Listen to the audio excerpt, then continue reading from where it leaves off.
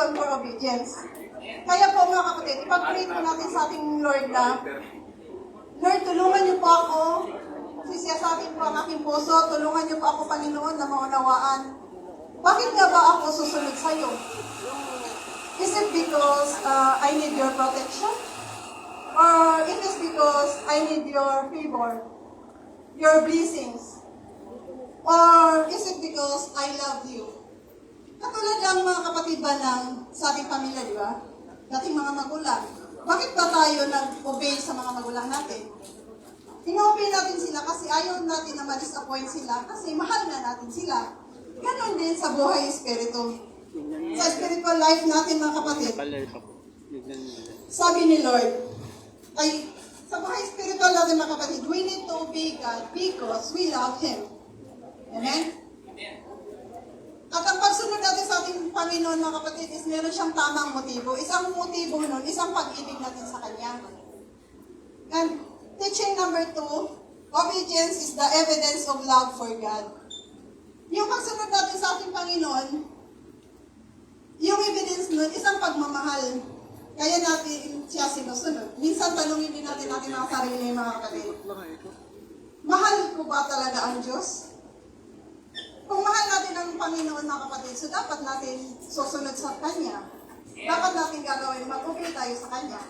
Sabi nga sa verse, diba? If you love me, keep my commands. Sometimes kasi yung words na I love you is parang feeling lang.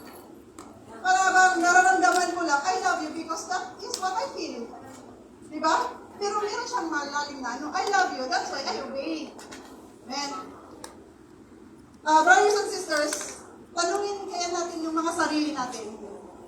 Mahal ko ba ang Diyos? Or, revise yung tanong, sumusunod na ba ako sa Panginoon? At ang sagot nun mga kapatid is, ikaw lang at si Lord ang nakakaalam.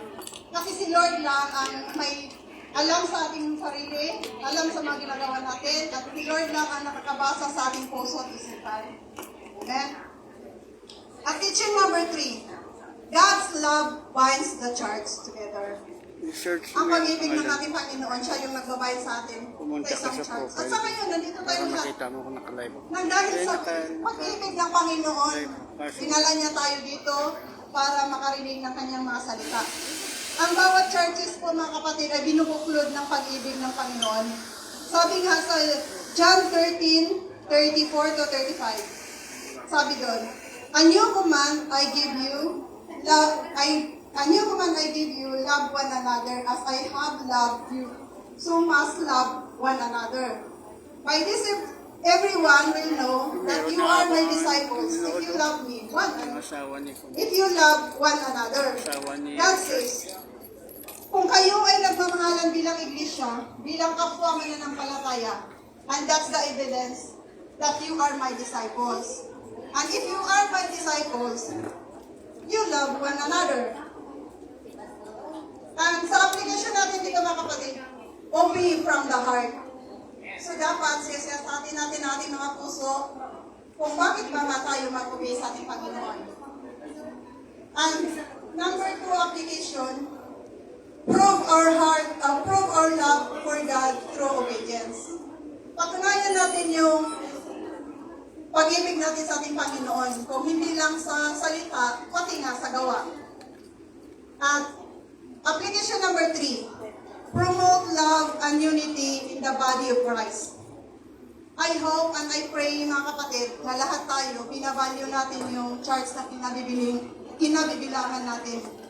Kasi si Jesus ang founder ng bawat church. At ang role po natin sa ang role po natin bawat isa sa kanya-kanya po nating nabibilangan na church is yung i-promote natin yung pag-ibig ng Panginoon. I-promote natin yung unity. Kasi ang sa church mga kapatid, hindi naman kasi pwede na kung sa katawan pa natin, di ba, hindi pwede na ihiwalay natin yung kamay sa ating katawan. Hindi pwede yung ulo ihiwalay natin sa ating kamay. Di ba? Hindi tayo mabubuhay. So, kailangan natin yung unity. Or kung magpapagamit tayo sa Lord. Kasi hindi naman kaya yan ng ating like yung mga leaders natin sa ating church. Hindi naman kaya ni pastor yung lahat na gawain sa church. Kailangan niya ng mga, siya yung ulo, so kailangan niya niyang kamay, kailangan niya ng paa para sa mga gagawin sa church natin. At yun lang yung ma-share ko mga kapatid. I-close ko lang muna. Father God in heaven, in the name of Jesus and the power of the Holy Spirit. Thank you, Lord God, for reminding me that love for you is the main reason for obedience.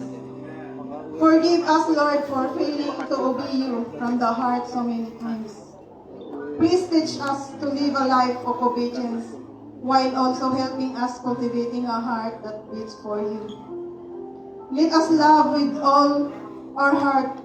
We also pray that you will use us as an instrument for the promoting love and unity in the body of Christ. Thank you, Father God. Thank you, Jesus. Thank you, Holy Spirit. Pinupuri ka namin, pinapasalamatan, sinasamba at dinadakila in Jesus' mighty name. Amen. At now, tawagin ko na po yung armor bearer for group.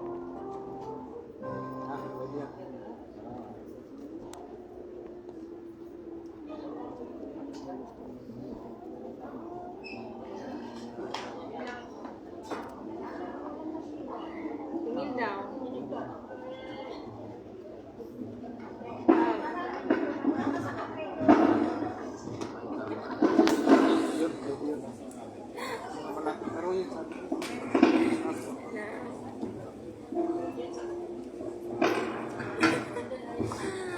Oh, sis, tingin-tingin na. Naka-live tayo.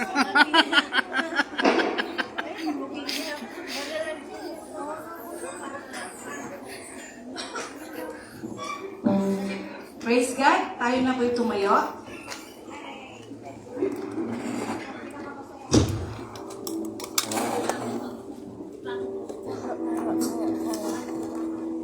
Forward po tayo mga kapatid. Praise. Hallelujah.